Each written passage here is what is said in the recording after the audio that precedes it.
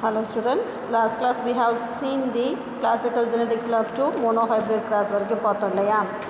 So monohybrid cross is based on the Mendel's first two laws, law of dominance and law of purity of gametes அப்படின்றத base பண்ணி வந்து monohybrid cross பார்த்தோம். அதோட phenotypic ratio 1:2:1 and phenotypic ratio 3:1. Genotypic ratio is 1:2:1. Okay, today we are going to see about the dihybrid cross. Already monohybrid cross la vandu one pair of contrasting character has been taken for the experiment. In the dihybrid cross la vandu enna pannirukar appadina it has taken two pair of contrasting characters. adukku munadi the genetic cross வந்து எதை involve பண்ணியிருந்தது, the dihybrid cross which involves individuals differing in two characters. இது வந்து dihybrid inheritance is the inheritance of two separate genes each with two alleles. அதாவது இரண்டு ஜீன்கள் வந்து வெவ்வேறு அல்லீல்கள் இருக்கக்கூடிய இரண்டு ஜீன்கள் எப்படி அடுத்த தலைமுறைக்கு கடத்தப்படுது அப்படின்றத பேஸ் பண்ணி தான் வந்து இந்த dihybrid cross வந்து இரு வேறுபட்ட அல்லீல்களை கொண்ட மரபணுக்களுக்கிடையே நிகழக்கூடிய அந்த பாரம்பரியம் தான் வந்து dihybrid cross. இதை எதை பேஸ் பண்ணி இருக்குது அப்படின்னா law of independent assortment அதாவது சார்பின்றி ஒதுங்குதல் விதி. When two pairs of traits are combined in a hybrid, segregation of one pair of character is independent to the other pair of characters. அதாவது இரண்டு பண்புகளுக்கு அதாவது இரு பண்பு கலப்பு எதை அடிப்படையாக கொண்டு உருவாக்கப்பட்டிருக்கு அப்படின்னா இந்த லா ஆஃப் இண்டிபெண்டன்ட் அசார்ட்மெண்ட்டு தன் சார்பின்றி ஒதுங்குதல் அப்படின்ற விதியை அடிப்படையாக கொண்டு தான் இரு பண்பு கலப்பை அடிப்படையாக கொண்டு தான், அதாவது டைஹைப்ரிட் கிராஸை பேஸ் பண்ணி இந்த லாஸ் வந்து உருவாக்கியிருக்கிறாங்க. இதில் எப்படி அப்படின்னா அதாவது two pairs of traits are combined in a hybrid. அதாவது இணையான பண்புகளை கொண்ட தாவரங்களுக்கிடையே நிகழக்கூடிய ஒரு கலப்பினமானது ஒரு இணைப்பண்புகள் ஒரு பேர் வந்து என்னவாக இருக்கும் அப்படின்னா தனித்து பிரியும். அதாவது segregation of one pair is character is independent to the other pair of characters. ஒரு இணைப்பண்புக்கான காரணிகள் வந்து தனித்து பிரிஞ்சு மற்றொரு இணைப்பண்புக்கான காரணிகள் தனித்து பிரியும். ரெண்டு ஒன்று சார்ந்திருக்காது. ரெண்டு பேர் ஆஃப் கான்ட்ராஸ்டிங் கேரக்டர் இருந்தாலும் it will not depend on each other. It will B transferred from one generation to another generation independently. That is called law of independent assortment. So இந்த மாதிரி இந்த விதி எதன் அடிப்படையில் இருந்தது அப்படின்னா மெண்டல் வந்து டைஹைப்ரிட் கிராஸ் ரெண்டு கான்ட்ராஸ்டிங் கேரக்டர் எடுத்து அவர் வந்து என்ன பண்ணார், சோதனை பண்ணார். அந்த சோதனையின் மூலமாக உருவானது இந்த law of independent assortment. Genes that are located in different chromosomes assort independently during meiosis. Many possible combination of factors can occur in these gametes. Okay. So independent assortment leads to genetic diversity. அதில் வந்து இந்த மாதிரி தனித்தனியாக வந்து ஒன்று சாராமல் தனித்தனியாக ஒரு இணை காரணிகள் வந்து அடுத்த தலைமுறைக்கு போகும் பொழுது அந்த கலப்பினத்தில் வந்து என்ன இருக்கும் உருவாகும் அப்படின்னா புதிய பண்புகள் தோன்றும். நம்மளுக்கு வந்து ஒரு பண்பு கலப்பில் வந்து பெற்றோருடைய பண்புகள் ஃபஸ்ட்டு ஜெனரேஷனில் மறைக்கப்பட்டு செகண்ட் ஜெனரேஷனில் எக்ஸ்போஸ் ஆச்சு. ஆனால் இங்கே டைஹைப்ரிட் கிராஸில் என்ன ஆகும் அப்படின்னா பெற்றோருடைய பண்புகளை தவிர புதிதாக இருக்கக்கூடிய ஒரு பண்புகளும் தோன்றும். ஓகேவா? So the independent assortment leads to genetic diversity. If an individual produces genetically dissimilar gamete, it is consequence of independent assortment. Through independent assortment, the maternal and parental members of all pairs were distributed to gametes. So all possible chromosomal combinations were produced, leading to genetic variation. In sexually reproducing plants organism due to independent assortment, genetic variation takes place, which is the important in the process of evolution. இந்த மாதிரி genetic அந்த மரபியல் பண்புகள் ஏற்படக்கூடிய மாறுதல்கள் வந்து புதிய பரிணாமம் தோன்றுவதற்கு வழிவகுத்தது. ஓகேவா? So it is the important in the process of evolution. The law of segregation is concerned with the alleles of one gene, but the law of independent assortment deals with the relationship between two genes. Law of segregation அப்படின்றது வந்து என்னென்னா ஒரு ஜீன்கள் மட்டும்தான் வந்து எப்படி பாரம்பரியமாதலில் பங்கு பெறுது அப்படின்றத இது பண்ணுது. அதாவது என்னது how it will be transmitted from parents to their offspring அப்படின்றத எக்ஸ்போஸ் பண்ணுச்சு. But law of independent assortment deals with the relationship between genes. இந்த லா ஆஃப் இண்டிபெண்டன்ட் அசார்ட்மெண்ட் தனித்து பிரிதல் விதி வந்து ஜீன்களுக்கு இடையே இருக்கக்கூடிய ஒரு ஒற்றுமையாக அல்லது ரிலேஷன்ஷிப் அப்படின்னா என்ன ஒரு 2 ஜீன்களுக்கு நடுவில் இருக்கக்கூடிய அந்த அந்த ஒற்றுமையோ அல்லது அதுக்கு இருக்கக்கூடிய பொதுவான பண்புகளை பற்றி சொல்லுதாக இருந்தது. ஓகேவா? ஸோ இங்கே வந்து டைஹைப்ரிட் கிராஸ் அப்படின்னாக்குள்ளார சியா so he has taken the 2 types of different plants, 2 pairs of contrasting trait. அதாவது dihybrid கிராஸ்னா the crossing of 2 plants differing in 2 pairs of contrasting trait is called dihybrid cross. Dihybrid crossல வந்து 2 characters has been taken. அதாவது colour and shape. அதாவது colour அப்படின்னாக்குள்ளார yellow colour and green colour எடுத்துக்கிட்டாங்க. Shape of the seed round seed and wrinkled seed. Wrinkled seed அப்படின்றது வந்து சுருங்கிய விதை, அந்த விதை உரை இருக்கும் இல்லையா, அந்த சீட் கோட் வந்து ரிங்கிள்டாக இருக்கும். இப்போ பட்டாணியில் பார்த்திங்க அப்படின்னா மேலே பார்த்திங்கன்னா ஒரு சில பட்டாணியில் வந்து சுருங்கின மாதிரி இருக்கும் இல்லையா, அதுதான் வந்து ரிங்கிள்டு சீட். அதே மாதிரி கலர் வந்து yellow and green as the characters. So இப்போ இதில் வந்து என்ன பண்ணிட்டாங்க, பேரன்ஷியல் கேரக்டர் ஹோமோசைகஸ், ரெண்டுமே வந்து என்னது ஹோமோசைகஸ். அதாவது ரவுண்ட் சீட் எல்லோ காட்டிலிடன் இதை வந்து டாமினன்ட் கேரக்டர் ஆகும். Okay, so round seed yellow character has been taken as a dominant character. Then wrinkled seed green cotyledon has been taken for the recessive character. So parental character அப்படின்னாக்குள்ள ரவுண்டுக்கு என்னது RR, அப்படி அதோட gametes எப்படி இருக்குன்னா RRYY, அதாவது round yellow. தென் இங்கே வந்து பேரன்ஷியல் கேரக்டர் எப்பயுமே நம்ம என்ன சொல்லியிருக்கிறோம், டாமினன்ட் கேரக்டருக்கு என்ன கேபிட்டல் லெட்டர் கொடுத்தோம்னா ரெசசிவ் கேரக்டருக்கு அதிலே ஸ்மால் லெட்டர் தான் கொடுக்கணும். தட் இஸ் த லா இல்லையா? ஸோ ரிங்கிள்டு க்ரீனுக்கு வந்து ஸ்மால் ஆர் ஸ்மால் ஒய் அதை வந்து பேரா கொடுத்துருக்கோம்.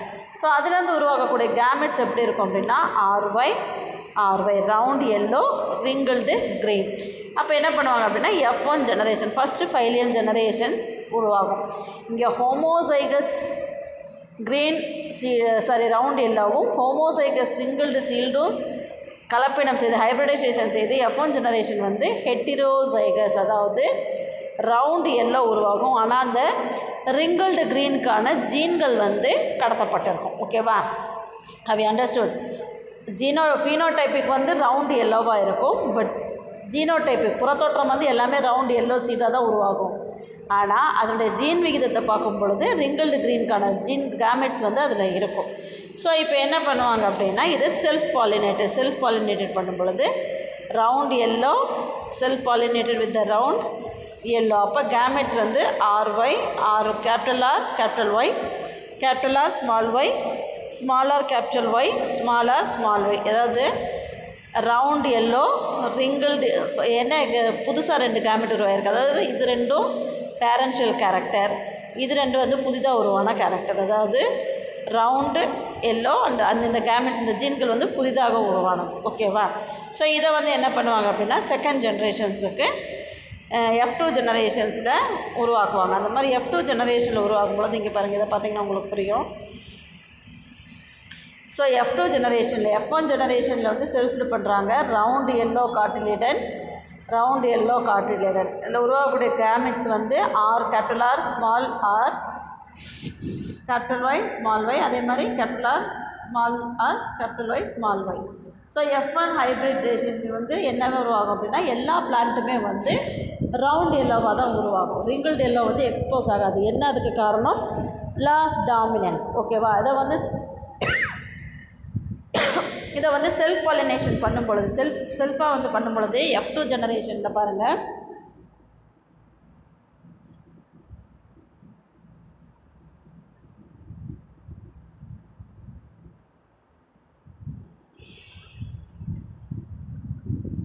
F2 ஜெனரேஷனில் இது எல்லாமே வந்து என்னது, இது மேலாகவும் ஃபீமேலாகவும் கன்சிடர் பண்ணால் ரவுண்ட் எல்லோ RRYY அப்படின்ற அந்த கேமெட்ஸ் வந்து ஃபார்மேஷன் ஆகும். இந்த செக்கர் போர்டு போட்டிங்க அப்படின்னா என்ன இருக்கும் உங்களுக்கு தெரியும். ஓகேவா? ஸோ இப்போ நம்ம போட்டிருக்கிறது வந்து கரெக்டு தானா அப்படின்னக்குள்ளார என்ன கேமெட், அதாவது ஃபீனோடைபிக் ரேஷியோ என்ன உருவாகும் அப்படின்னா 9:3:3:1. அதாவது capital RR capital YY 9 characters இருக்கும். அதாவது ரவுண்ட் எல்லோ இந்த மாதிரி ஒரு முக்கோணம் போட்டு பார்த்தீங்க அப்படின்னா இந்த முக்கோணத்தில் இருக்கிற 9மே வந்து என்னவாக இருக்கும், ரவுண்ட் எல்லோவாக இருக்கும். ரவுண்ட் எல்லோ, அதே மாதிரி ரவுண்டு க்ரீன். ஸோ இது வந்து இந்த 3 வந்து என்ன இருக்குது, ரவுண்டு க்ரீனாக இருக்குது. அதே மாதிரி ஸ்மால் ஆர் வந்து எதோட கேரக்டர் ரெப்ரசன்ட் பண்ணும்? Green yellow. ஸோ இது வந்து ரிங்கிள்டு எல்லோ, அதே மாதிரி இது வந்து ரிங்கிள்டு க்ரீன். அப்போ என்ன இருக்கும் அப்படின்னா 9:3:3:1 அப்படின்ற ரேஷியோவில் வந்து உங்களுக்கு F2 ஜெனரேஷனோட ஃபீனோடைபிக் ரேஷியோ உருவாகும். ஸோ இந்த செக்கர் போர்டு போடும் பொழுது இது ரெண்டையும் கிராஸ் பண்ணுவோம். இந்த ஃபஸ்ட் லைன் ஃபுல்லாக இப்படி கிராஸ் பண்ணுவோம். ஓகேவா? ஸோ சொல்கிறேன் பாருங்கள். Capital R capital Y, capital R capital Y cross பண்ணும் பொழுது RRYY உருவாகுது. அதே மாதிரி RRYY RRYY இந்த மாதிரி ஒவ்வொரு லைன். அடுத்தது வந்து அடுத்த ஸ்டெப் வந்து செகண்ட் லைனில் இருக்கக்கூடிய கேபிட்டல் ஆரும் ஸ்மால் ஒய்யும் இதோட கிராஸ் ஆகும் பொழுது அந்த லெட்டர்ஸ் வந்து ஃபஸ்ட்டு லெட்டர் எது கேபிட்டல் லெட்டரோ அதுதான் எழுதணும். ஓகேவா? ஸோ இந்த மாதிரி செக்கர் போர்டு ஃபுல்லாக போட்டுட்டு நம்ம போட்டிருக்கிற செக்கர் போர்டு கரெக்டு தானே அப்படின்னா நம்மளுக்கு என்ன ரேஷியோ வரணும்? டைஹைப்ரிட் கிராஸ் அப்படின்னாவே என்ன ரேஷியோ வரணும் அப்படின்னா 9:3:3:1 அப்படின்ற ரேஷியோ வரணும். அப்போ 9:3:1 அப்படின்னா ரவுண்டு எல்லோ 9 இருக்கும். ஓகேவா? அதே மாதிரி round green 3, wrinkled yellow 3, wrinkled green 1. அப்போ பேரன்ஷியல் கேரக்டர் என்ன? ரவுண்டு எல்லோ 3 வந்து பேரன்ஷியல் கேரக்டர்.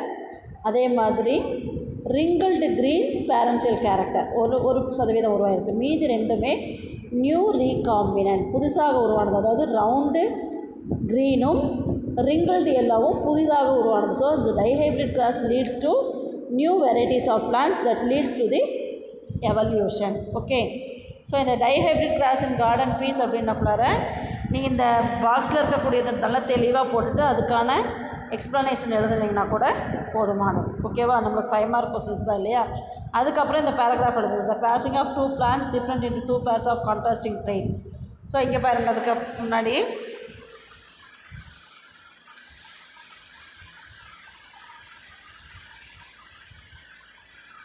ஸோ நெக்ஸ்ட் இல்லை ஃபைனலாக வந்து இது எழுதணும். The gametes genetically different they are the following 4 types. என்ன இருக்குது? எல்லோ ரவுண்டு வந்து 9, மொத்தம் டோட்டலாக 16 ஸ்பீசிஸ் உருவாகும். அதில் 9 வந்து எல்லோ ரவுண்டாக இருக்கும். Yellow wrinkled 3, green round 3, green wrinkled 1. The 4 types of gametes of F1 hybrids unit randomly in the process of fertilization and produces 16 types of individuals in F2 in the ratio 9:3:3:1 as shown in the figure. Mendel's 9:3:3:1 dihybrid ratio is an ideal ratio based on the probability including segregation, independent assortment and random fertilization in sexually reproducing organism plants from the garden peas to human being. Mendel's finding laid the foundation for understanding inheritance and evolution, the field of biology. The dihybrid cross and its result led Mendel to propose a second set of generalizations that we called Mendel's law of independent assortment. Okay, so in the Mendel's second dihybrid class phenotypic ratio என்னது 9:3:3:1. okay, so இந்த ratio தான் வந்து பேசிக். இதை base பண்ணி தான் ஏதாவது காமனாக இருக்கக்கூடிய ரேஷியோ இதை பேஸ் பண்ணி தான் இதுக்கு மேலே எல்லாமே செய்வாங்க. ஓகேவா? அடுத்தது வந்து டைஹைப்ரிட்ல வந்து டெஸ்ட் கிராஸ்னால் நம்ம என்ன சொல்லியிருக்கிறோம்? F1 ஆஃப்ஸ்ப்ரிங்கோட ஏதாவது ஒரு ரெசசிவ் பேரண்ட். நீங்கள் ரெசசிவ் பேரண்ட் அதாவது F1 hybrid plant is crossed with the homozygous double recessive genotype ringled green peas. This is called dihybrid test class. Dihybrid monohybrid test class வந்து 1:1 நம்மளுக்கு கிடச்சது. அதே மாதிரி இந்த டெஸ்ட் கிராஸ் அப்படின்றது சோதனை கலப்பு அப்படின்றது நம்ம சரியான விகிதத்தில் தான் அந்த பண்புகளானது ஜீன்களானது ஒரு தலைமுறையிலேருந்து இன்னொரு தலைமுறைக்கு கடத்தப்பட்டிருக்கிறதா, சரியாக அது அலீல்ஸ்லேருந்து பிரிஞ்சிருக்கா அப்படின்றத டெஸ்ட் பண்ணுறதுக்காக. ஓகேவா? ஸோ F1 ஹைப்ரிட் அப்படின்றது என்னது? பேரன்ஷியலாக இங்கே என்ன எடுத்திருக்கோம்? ஹெட்டிரோசைகஸ் ரவுண்டு பீஸ், அதுதான் வந்து F1 ஜெனரேஷனில் உருவானது இல்லையா? அதே மாதிரி ஹோமோசைகஸ் ரிங்கிள்டு பீ பியூர் ரெசசிவ் பேரண்ட். அப்போ கேமெட்ஸ் வந்து எப்படி இருக்கும்? ஜீனோடைபிக் ரேஷியோ வந்து இந்த கேமெட் எப்படி இருக்கும்? அதோட RRYY இது வந்து F1 ஹைப்ரிட்டில் உருவானது, அதாவது ஃபஸ்ட்டு 5 இயர் ஜெனரேஷனில் உருவான கேமெட்ஸ். இது வந்து பியூர் ரெசசிவ் பேரண்ட். இதில் உருவாகக்கூடிய கேமெட்ஸ் வந்து இந்த மாதிரி இருக்கும். ஸோ அதை வந்து கவலப்படம் பண்ணும் பொழுது RR round yellow, round green, wrinkled yellow, wrinkled green, அதாவது ஜீனோடைபிக் ரேஷியோ வந்து எப்படி உருவாகும் அப்படின்னா 1:1 1:1:1 அப்படின்ற ரேஷியோவில் உருவாகும். மோனோ ஹைப்ரிட் கிராஸாக இருந்தால் டெஸ்ட் கிராஸ் 1:1, டைஹைப்ரிட் கிராஸாக இருந்தது அப்படின்னா 1:1:1:1. இதில் வந்து 2 பேரன்ஷியல் கேரக்டரும் 2 ரீகாம்பினன்ட் கேரக்டரும் வந்து ஈக்குவல் அமௌண்ட்டாக வந்து டிஸ்ட்ரிபியூட் ஆகும். So this proves Mendel's dihybrid grasses. Next வந்து ட்ரைஹைப்ரிட் கிராஸ்.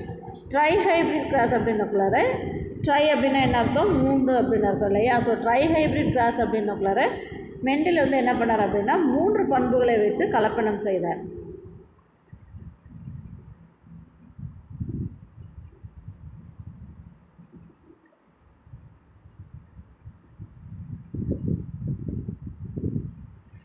ஸோ 3 பண்புகளை வைத்து கலப்பனம் செய்யும் பொழுது ட்ரைஹைப்ரிட் கிராஸில் வந்து உங்களுக்கு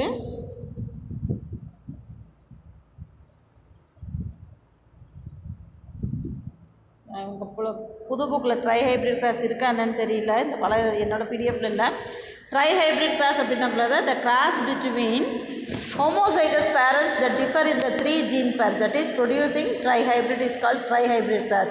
அதாவது என்ன பண்ணுவாங்க அப்படின்னா the self fertilizing trihybrid plants forms 8 different gametes and 64 different zygotes. In this a combination of 3 single pair classes operating together. The 3 contrasting characters of the trihybrid class என்ன கொடுப்பாங்க அப்படின்னா yellow color, round shape, அதே மாதிரி டால், அதாவது தாவரத்தினுடைய உயரம் ஒரு character எடுத்துப்பாங்க.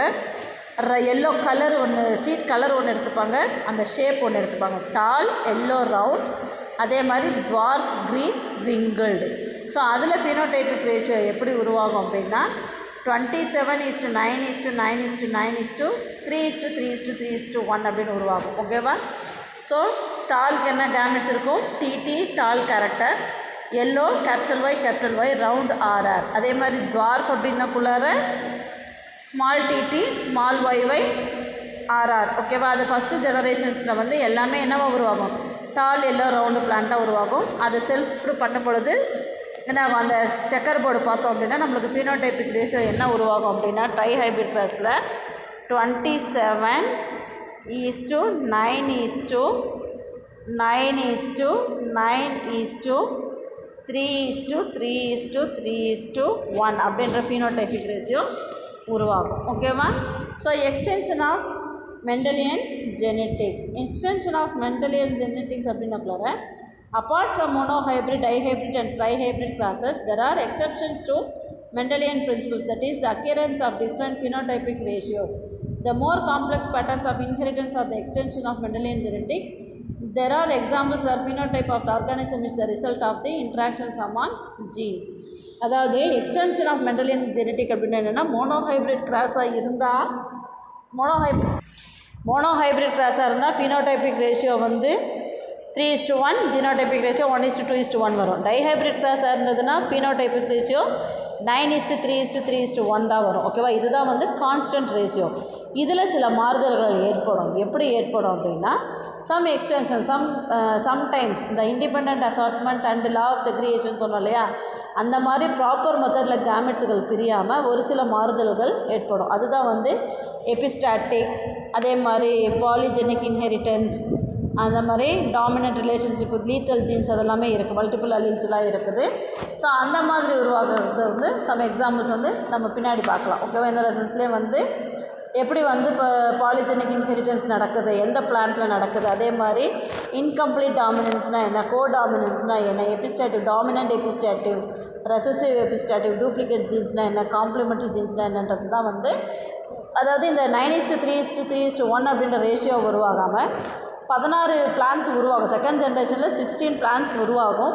ஆனால் அந்த ratio maybe vary. Okay? So அதை வந்து நம்ம ஃபர்தராக பின்னாடி பார்க்கலாம். அதே மாதிரி ஜீன் இன்ட்ராக்ஷன் அப்படின்றது